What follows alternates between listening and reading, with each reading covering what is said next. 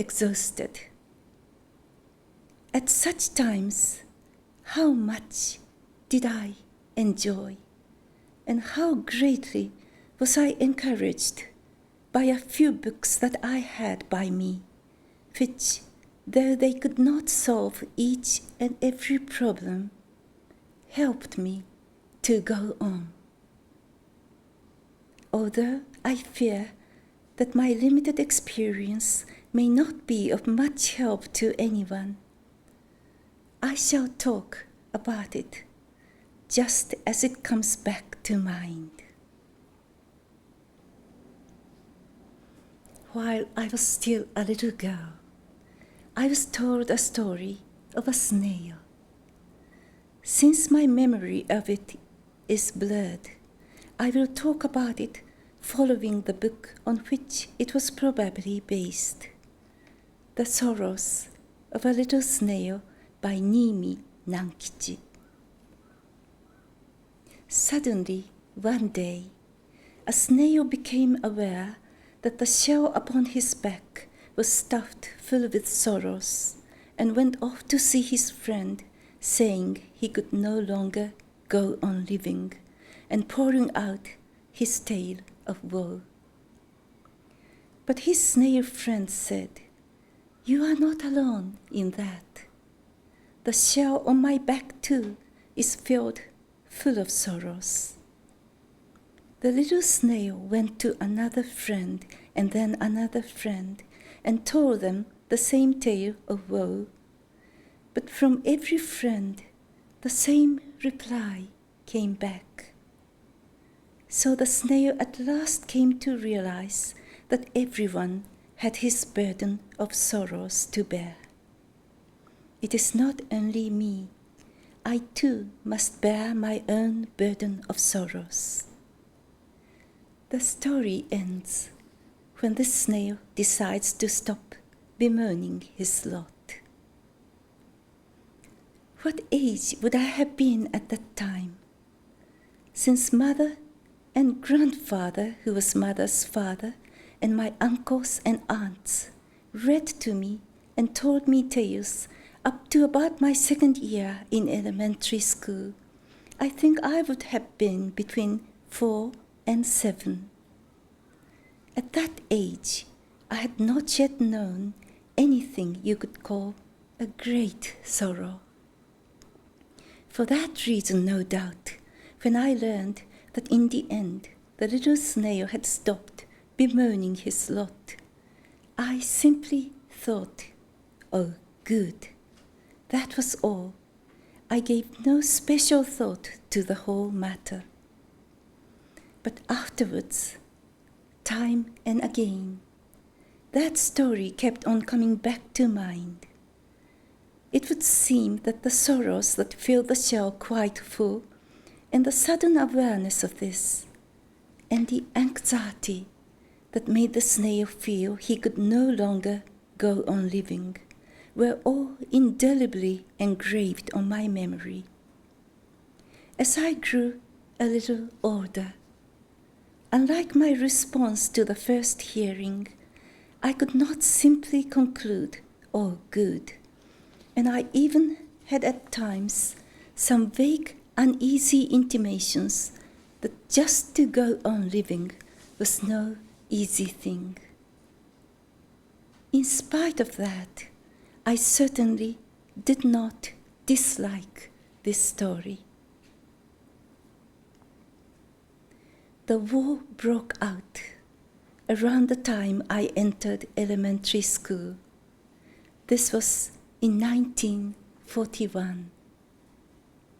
About the time I was promoted to 4th year, the war situation deteriorated, and the school children respectively sought the help of relations or joined school groups and were evacuated to the countryside. As for my family, my father and my elder brother stayed behind in Tokyo, while I and my younger sister and brother were taken by my mother to the seaside first, and then to the mountains, moving from one house to another and we greeted the end of the war at our third evacuation home. Such repeated moves and changing schools, etc., are stressful for a child. Not a few memories come back to me of finding myself at something of a loss during this evacuee life period, trying to adapt to different surroundings, different customs, and different dialects. However, I, who had been rather delicate up till then, grew strong and healthy from living in the country. I did such things as raising silkworms and cutting grass for fertilizer, and incidentally, I even rose to the challenge of fulfilling the school assignment norma, which involved bringing in 4 kilograms each of leaves of wild geranium and meadow rue, gathered and well dried for herbal use. To carry 8 kilograms of dried plants by hand was too much for me. Mother tied the bundles on my back, and then I carried them all the way to school. When there was no milk to be got, Mother kept a goat for my little brother, and it made me so happy that the chores of minding it and milking it were left to me. At that time, when apart from school textbooks, there was so little reading matter to be had, what a happiness it was to get the books which Father now and then would bring from Tokyo. Since I had so few volumes, I would read every bit of them and prized them highly. There was one volume among them, I do not recall the exact title, which was a book of Japanese myths and legends for children, telling about the early ages at the dawn of Japanese history. All these tales are found in 2 books written down in the 8th century, the Kojiki and the Nihon Shoki. No doubt my book was a retelling of the tales, adapted for children. Was it because I was a child myself?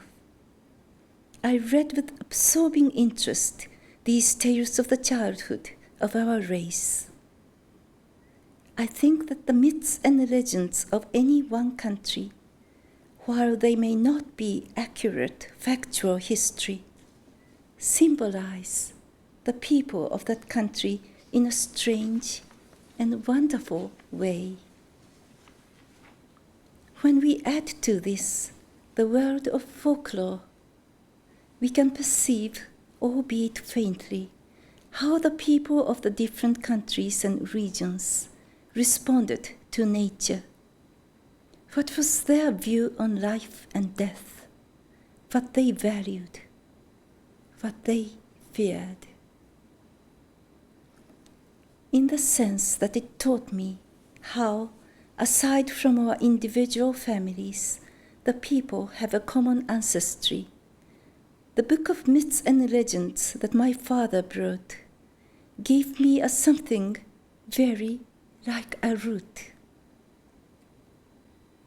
Sometimes a book can give a child the root of stability and security.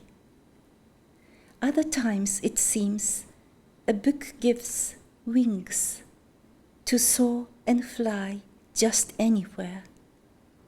However, the root which that book gave me then